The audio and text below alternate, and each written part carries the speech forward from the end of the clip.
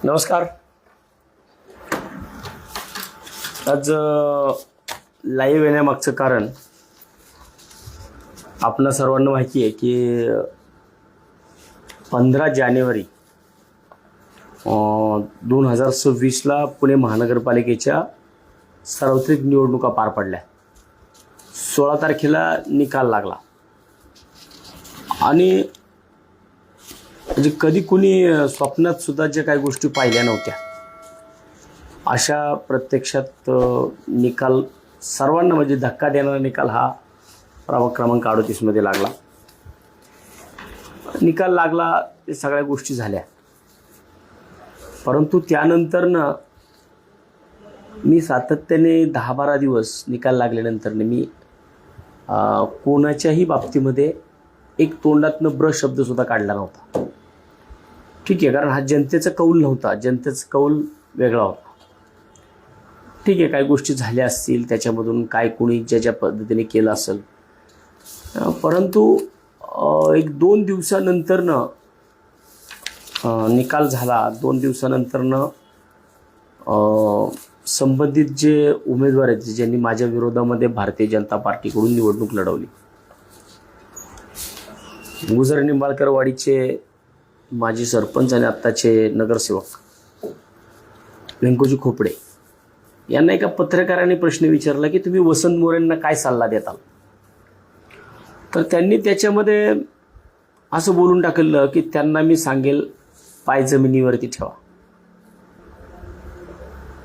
आयुष्यात 20 वर्ष या भागामध्ये, 15 वर्ष नगरसेवक, 4-5 वर्ष नगरसेवक नसताना 19-20 वर्षामध्ये सातत्याने वसंत मोरेचे पाय हे जमिनीवरच राहिले.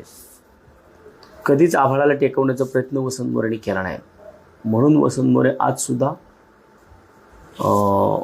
लोकांमध्ये फिरतोय, लोकांमध्ये आहे. परंतु ज्या पद्धतीने निकाल झाला त्याच्यानंतरनं मग मी संबंधित उमेदवाराच्या संदर्भातील जे काही अनधिकृत बांधकामांच्या बाबतीमध्ये एक जनहित याचिका दाखल केली.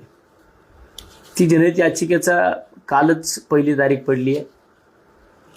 आतापर्यंत 2 तारखा झाल्या. त्याच्यामध्ये मला वाटतं की बऱ्यापैकी प्रभाग क्रमांक 38E मधील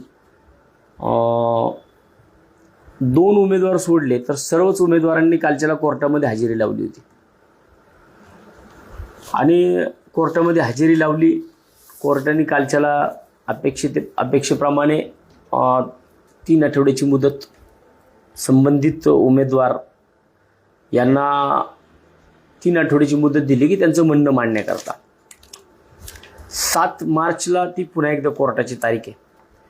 तब्बल 181 अनधिकृत फ्लॅट बांधकाम केल्यानंतरनं की ज्याच्यामध्ये मी सविस्तर अशी प्रेस कॉन्फरन्स केली होती आणि ती सर्वांनी पाहिली आहे. त्याच्यामध्ये मी ज्या जागेवरती सर्व नंबर 8 गुजर निंबाळकरवाडी या सर्व नंबर 8 मध्ये जी बांधकामं झाली होती त्या ठिकाणी PMRDAच्या माध्यमातून शेतीना विकास, हिलटॉप हिलस्लोप आणि 18 मीटरचा रस्ता असं सर्व बाधित असताना सुद्धा त्या ठिकाणी संबंधित उमेदवार भारतीय जनता पार्टीचे नगरसेवक व्यंकोजी खोपडे यांच्या खोपडे डेव्हलपर्स या फर्मच्या नावाखाली या भागामध्ये शिवगोरक्ष स्मृती विला, म्हणजे मी तर फक्त आतापर्यंत एकाच फर्मचा माहिती काढली आहे. बाकीच्या या उमेदवारांच्या अजूनही खूप फर्म आहेत की ज्याच्यामध्ये ते स्वतः पार्टनर आहेत. या फर्मचा पॅन कार्ड नंबर आहे AAPFK4087L असा त्यांचा पॅन कार्ड नंबर आहे. आणि या पॅन कार्डमध्ये पार्टनर जी आहेत ती श्री व्यंकोजी मारुती खोपडे, श्री कानिपनाथ जगन्नाथ खोपडे, श्री गजानन केरबा खोपडे आणि श्री रामदास काशीनाथ खोपडे हे असे 4 मालक ह्या खोपडे डेव्हलपर्सचे आहेत. यांच्याच या फर्मच्या नावाखाली 141 आणि संबंधित उमेदवारांच्या वडिलांच्या नावाखाली 40 असे 181 अनधिकृत फ्लॅट यांचे रजिस्टर्ड SRO ऑफिसला, सब रजिस्ट्रार ऑफिसमध्ये या ठिकाणी त्यांनी रजिस्टर्ड डॉक्युमेंट्स करून दिलेले आहेत लोकांना. म्हणून मी कालच्याला या संदर्भामध्ये काही चौकशा चालू केल्या.